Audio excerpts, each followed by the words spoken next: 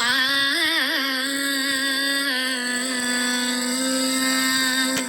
செல்வத் திருவே மாமகளே, செங்கமல வள்ளி பூமகளே, சேவித்தோ முனை பொன்மகளே. நல்வகை அருளும் திருமகளே, நாராயணனின் மார்பினளே, செல்வத் திருவே மாமகளே, செங்கமல வள்ளி பூமகளே, சேவித்தோ முனை பொன்மகளே.